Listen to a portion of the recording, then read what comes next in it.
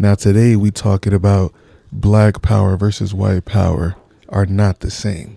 In this one, I was stripping the values and trying to find the variables within it, and I found that we don't get to the same answer when we plug both of these in there. And the way I figured that out was because I had to go in depth and find what they share and what they are differential in.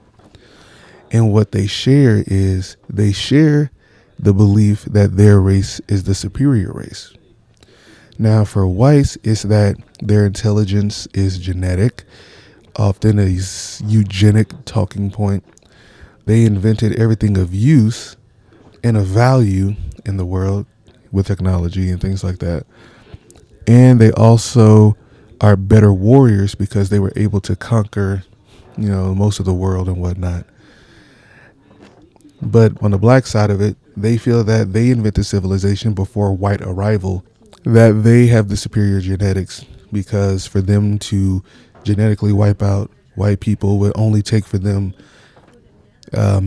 procreating with their women, or even for their women to procreate with their men as well. It would get rid of the white population in totality, and that they are the original man, which means that they were here before any other people were. And this is why they both believe that their race is the superior race. They both are also in favor of separation from land to business to even relationships. Now, oftentimes I hear that, black women say that they don't want their children with white people. Often black women don't want their black boys with white women. And I often hear from other races as well, but from the white race, where they say, don't, marry somebody of your same group, your same race and whatnot. And I hear that coming from most more so both of the parents, where they really want a separation. And the thing is that even Martin Luther King Jr. didn't want integration, at least at the later part of his life, because he realized that he was integrating his people into a burning house. Once they integrated, they had nothing to keep themselves who they were, and were immediately overtaken by white society. And lastly, they both believe in freedom. Now, this freedom is where it starts to get, differentiated, because although they both believe in freedom, both of their concepts of freedom is totally different from the other. So for white freedom, or for freedom for white people, it is often kind of given off as control over the resources, because they feel as though they have the most to offer the world, and they've also offered the most to the world because of their inventions and their modern ways of living. And it created all the necessities and amenities that everyone enjoys in the modern world. And, this is kind of their, reward for doing that. No matter what they did in order to get there, by using slavery or using war, using propaganda or anything like that, they feel that it was a necessary evil because of how, good we are today. And they also believe that they should have control over others. Now, this control over others gets kind of specific, because it's like they don't say specifically that they want to control people. Of course, they're not going to say it like that. The way in which they say it is that something needs to be done about people who are often very criminal minded, aka black Americans. Like, I forgot his name. But Tim Wise was talking about how A study released in 2004, black and Latino males are 3 times more likely than white males to have their cars stopped and searched for drugs, even though white males are 4.5 times more likely to actually have drugs on us on the occasion when we are stopped. Because that suggests that racial profiling is not just racist. We know that is redundant. But it's also pretty stupid ass law enforcement. Or is it? Because I guess it's only stupid if you think the purpose of the war on drugs is actually to get drugs off the street. It was a war on black boys and black men.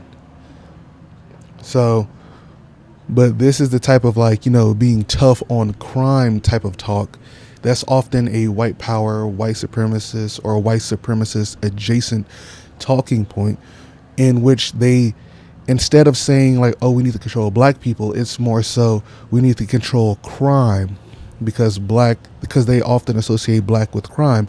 And the way in which they do this is that they often use crime statistics, and they often cite eugenic talking points about genetic intellectual inferiority of other groups of people, which black people just so happen to be at the bottom of, in their opinion. So they feel that in order to control crime, to make sure that it's a very safe place to exist and be, that there should really be something done about crime, which would inherently have something to do with black people in general, since black people are often giving more time and giving harsher sentences for less crimes than all of their counterparts, including black women as well. So that's kind of how I was able to find that they really mean control over people, not necessarily just control over crime and safety and things of that nature. Now, but black freedom is about the freedom from the government, or self-sustained independence from the government, which comes in the form of, reparations.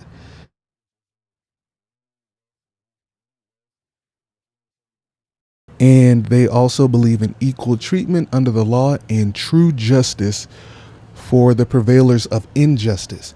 So if anyone has done anything in order to harm or attack a black American, they would have to answer for that in court and be given a very harsh penalty, because it would be considered a hate crime rather than just a slap on the wrist. And the judges who gave slaps on the wrist will also be persecuted for their part in playing their role in making sure that this injustice system prevailed. And it's kind of like into, like, I think I heard that there was like a Nazi secretary or something who got arrested at like 92 years old. Like, yeah, like the people who are still alive, they would have to suffer some sort of consequence, often resulting in prison. And lastly, they believe in the love and value of themselves. They will come together and value themselves as more than just prisoners of war, as more than just slaves that helped build the country. They will see themselves as the original people, the original creators, and inventors that were mistreated and misused for so many hundreds of years. So I often hear these two being compared or likened to as the same thing, because people will say, oh, you don't want to become the thing that you hate, or that group is just as terrible or just as harsh as the white supremacist group. But if we really strip down the values and we really find the truth, we find that they're really not, because they both can exist in the same place. In order for white power to exist, black power cannot. In order for black power to exist, it would have to dismantle white power, because black power has to deal with the self, or the group itself, and white power has to deal with control over other groups. And whenever we hear talks of reparation, it often is a very hot and sensitive topic, because people, I believe that people innately understand and know this truth, that, or know the balance of this problem, that white power, white supremacy, white privilege, all of this stuff is based on the fact that they have the upper hand. And if they realize, and if they have to go through reparations, that would mean that the power would then not just go to black people, but it will black Americans, but it will level out, which would dismantle white supremacy and white privilege and white power and all of that structure. It would end up dismantling it. So then it would be an equal playing field. But for it to be an equal playing field would be unfair to them, because when we look at statistics about, let's say, hiring or whatnot, we see that white people get hired, like white men get hired more Even Hispanic men get hired more than black American men with the same qualifications. I think I saw a statistic that said even a white high school graduate that has a criminal record has a better chance of getting a job than a black man with a bachelor's degree. And we look at these statistics and these data points, we see that things are still unfair and they're still in favor of either white people or just non-black American people. And if that is indeed the case, reparation would be the key to leveling out that playing field. But most people would not want that playing field leveled out, not even non-black people of color. Because for it to balance out, that means everyone will be equal footing. And for everyone to be on equal footing, then that would then mean that everyone will have to start competing even harder. But it would also be good for the economy because it would then create jobs in America instead of just creating jobs overseas. All right.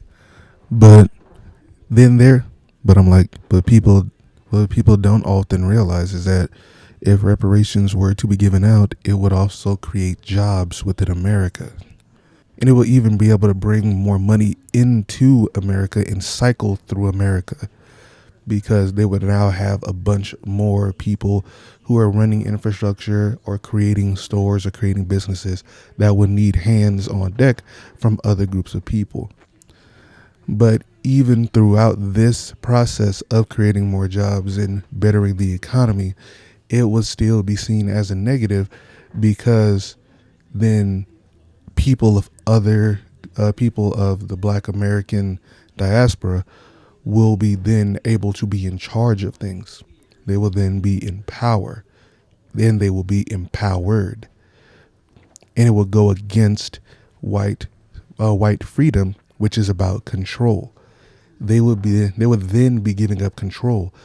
And that is the part that they don't want to do, no matter how beneficial it would be for the economy, for the American system as a whole, no matter how beneficial it will even be to them in the long run. They just do not want to give up control, especially to people that very they don't feel very confident in giving power. So this is often why I see the pushback of things like reparations, because innately and deep down they want control. And if they can't have control, then they don't want it at all. And they don't want anybody else to have it at all. But especially for black Americans to have it. Because for black Americans to have it, it would then be empowering and empower them in order to be a new competitive group that they will now have to compete against. And it would be less guaranteed for them than it would be than it would be if, we were in power. So this is why I see when we apply reparations to the equation and we use that in order to break it down, we start to see that white power, white privilege, white supremacy, white supremacist adjacency, nobody in that group wants to give up power, especially power to people who are black American, because once they do, they lose their control over them. And once they lose their control over them, they lose their power. Because that power has always been there ever since slavery, when they were using black Americans for wealth, a sign of wealth, when they was putting out mortgages on them with Europe at the time in order to live a life of luxury. They've lived their life of luxury. They built their economy off of the backs of slavery and slave money by buying banks that were founded with slave money or doing international monetary transactions with slave money. They built everything that they have, all of the luxury, all the amenities, off of the backs of black Americans. And if they don't get to keep doing that, then they don't get to keep living. And deep down, I believe that they know this. That is why they fight so hard against reparations, because giving it all back means that they would have to give up everything that they own, which isn't really true, but they want to believe that it's true because they want to also believe deep down that they are actually what white supremacists, eugenicists told them that they are. And that is special because they're white, rather than being special because you're a human being. All right. If you guys agree with my take or disagree with my take, let me know in the comment section below. I would love to go, back and forth. If you got some statistics or you got some research papers or whatever you want to send me, go ahead and drop them in the comments. I'll take a look at some of them and might have this conversation again and bring it back if necessary. But until then, I want to remind you guys to, one, know your values, find the truth, and uphold the balance. Later. And also, subscribe to this channel to